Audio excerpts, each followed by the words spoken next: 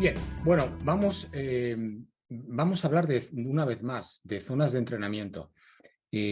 Todos aquellos que me seguís en este canal de YouTube, incluso en mi blog, bueno, pues sabéis que yo soy partidario de 3 zonas de entrenamiento, no 5, ni 7, ni 9, sino 3. Desde el punto de vista fisiológico tendrían sentido 3 zonas. Y es más, dentro del entrenamiento, pues lo que actualmente se llama polarizar el entrenamiento entre zona 1 y zona 3. Bueno, pues mi polarización sería más bien zona 1 y zona 2. Pero vamos a ver más razones del por qué no es necesario trabajar zona 3 en el entrenamiento. Es decir, dejamos zona 3 para la competición y solo pequeñas pinceladas de zona 3 en entrenamiento. Pero fundamentalmente polarizamos, entre comillas, el entrenamiento en zona 1 y zona 2, no zona 3. Bueno, comparto aquí pantalla con el blog, en donde, bien, bueno, en esta entrada, aquí ya es probable que la conozcáis, en donde, bueno, hablo la diferencia entre atletas de élite y atletas populares, ¿no? Polarizar el entrenamiento de élite en atletas de élite, zona 1, zona 3, mientras que mi propuesta es polarizar zona 1, zona 2 fundamentalmente en atletas populares. ¿Por qué? Bueno, pues aquí en la entrada en el blog doy varias razones. La primera de ellas es porque, bueno, atletas populares con una edad superior a 40 años, pues el entrenamiento en zona 3 es tremendamente lesivo. Además, difícilmente asimilable por todas bueno, pues las responsabilidades que tenemos en el día a día, familiares, laborales, etcétera. Pero no son las únicas razones, hay más, y hay una muy importante que es la que voy a intentar transmitir aquí en este vídeo. Bien, bueno, aquí tenemos el clásico gráfico de las 3 zonas de entrenamiento, en donde hablaríamos de la zona 1, rodajes a baja intensidad, zona 2, entrenamiento sombra láctico y zona 3, entrenamiento a alta intensidad. En mis atletas, bueno, pues efectivamente polarizo zona 1, zona 2, en donde hay un 80% en zona 1 y entre un 80 y un 90% en zona 1 y entre un 10 y un 20% en zona 2, más bien un 10 que un 20.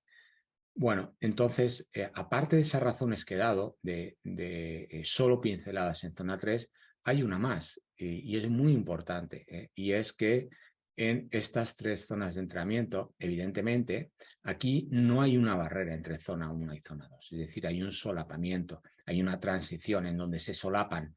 Imaginemos un atleta cuya zona 1 es ritmo de 5:15, zona 3 es ritmo de 4:00 y zona 2 es ritmo de 4:20. Es decir, ritmo de competición en 10 kilómetros 4:00, ritmo de rodaje 5:15 y ritmo de controlado 4:20.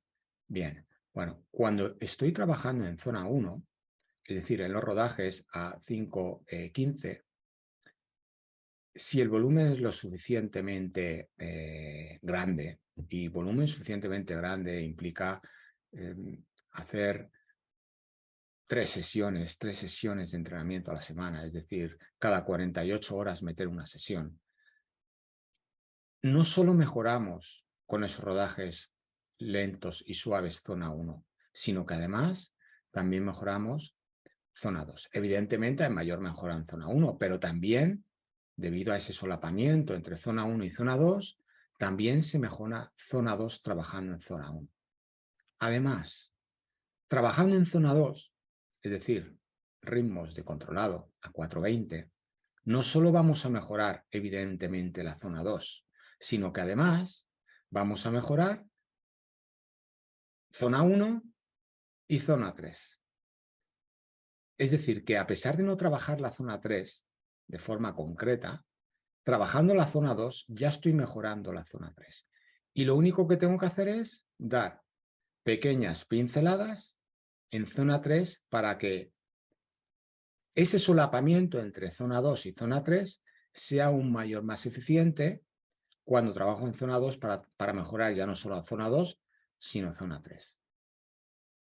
Es muy importante este concepto porque, y claro, muchos me dirían, Luis, ¿y dónde ves esto? ¿Y qué investigación dice? Ninguna investigación dice esto.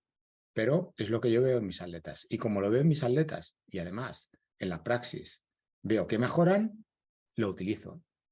Porque además, lo más importante, no es ya solo lo que diga un estudio científico, que lo es. Es importante conocer la ciencia, por supuesto que lo es. Pero no debemos de olvidar que un estudio científico se realiza durante un periodo de 2 meses, 3 meses como máximo, y en muchos casos 2 semanas, 3 semanas, y vemos qué pasa después de 2 semanas o de 3 meses de entrenamiento, con una intervención. ¿Bien? Bueno, lo que yo veo en mis atletas no es en 2 semanas ni en 3 meses, lo veo en años. Es decir, atletas que llevo con los que llevo años, realmente estoy haciendo un estudio a largo plazo, durante años, y veo que trabajando zona 2 también mejoran en zona 3 sin necesidad de trabajar zona 3. Aunque no haya ningún estudio científico que diga esto, yo lo estoy viendo con mis atletas, luego lo aplico. Y fijaros que la ciencia para mí es la base, ¿no? Hay que conocer la ciencia, pero una cosa es la ciencia y otra cosa es la praxis de la ciencia. Aquí estamos hablando de praxis, estamos hablando de qué ocurre con atletas que llevan años entrenando, en donde trabajan zona 2 y sin trabajar zona 3 mejoran en competición. Y esta zona 3 solo la trabajan cuando en competición y en momentos muy esporádicos, muy puntuales y de forma muy controlada. ¿Por qué? Porque si no, se rompen. Sí o sí, tarde o temprano, se rompen. Que lo otro también es válido, es decir, que trabajar en zona 1 y en zona 3, por supuesto que es válido, por supuesto que sí. Pero dando estímulos en zona 1 y en zona 2, también voy a mejorar en zona 3. Luego prefiero dar estímulos en zona 1 y en zona 2 que no dar esos estímulos en zona 1 y en zona 3, corriendo un gran riesgo de lesión. Porque recordemos que lo importante en el entrenamiento es la continuidad. Una vez más, eso es lo que debe primar en el entrenamiento. Y a partir de aquí, por supuesto que vamos buscando rendimiento. Pero si obtengo rendimiento con menor riesgo, voy con el menor riesgo. ¿Que podría obtener resultados en zona 1 y en zona 3 y probablemente más rápido? Seguro que sí. Seguro, yo no digo que no. Ahora bien, ¿merece la pena poner ese riesgo y lesionarnos y después estar 6 meses sin poder correr? Bueno, allá cada uno. Aquí, como siempre, hay 2 vías, ¿no? Bien, polarizas en zona 1, zona 3, o incluso el entrenamiento clásico, que haces zona 1, zona 2 y zona 3, o eres más conservador, buscas más la continuidad sin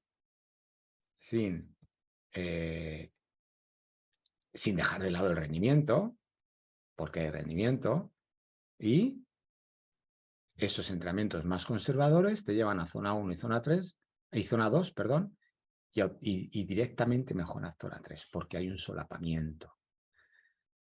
Hay un solapamiento entre zona 2 y zona 3 y zona 1 y zona 2. Al igual, cuando polarizas en zona 1 y zona 3, también mejoras zona 2 sin necesidad de trabajar zona 2, porque lo estás polarizando, porque hay esa transición, hay ese solapamiento. Bien. Bueno, el mensaje aquí. Prudencia en los entrenamientos, busca continuidad, polariza zona 1 y zona 2, pequeñas pinceladas en zona 3, muy pequeñas pinceladas en zona 3, y ahondar esas muy, muy pequeñas pinceladas de forma muy esporádica, trabajando zona 1 y zona 2 directamente vas a mejorar en zona 3. Eso sí, con tiempo de entrenamiento y con continuidad y con paciencia, como siempre. Introduce competiciones esporádicas, en donde evidentemente hay zona 3, pero en tu entrenamiento, zona 1 y zona 2. Bueno, espero que os haya servido de algo, un motivo más para ser prudente en el entrenamiento, porque aun siendo prudentes, ya no solo vamos a conseguir la continuidad, vamos a minimizar el riesgo de lesión, sino que además vamos a obtener rendimiento. Y a partir de aquí es aquellos de vosotros que queréis ponerlo en práctica, pues adelante, ponerlo en práctica. Ahora bien, claro, las cosas de Palacio van despacio. No esperéis milagros en poco tiempo, porque los milagros no existen, y en el deporte, en el rendimiento, menos todavía. Bueno, ánimo, espero que os haya gustado. Como siempre, os agradecería que dierais el like y, por supuesto, que os suscribiréis al canal. La mejor manera de agradecer todo el trabajo que hago con vosotros. Gracias y ponerlo en práctica.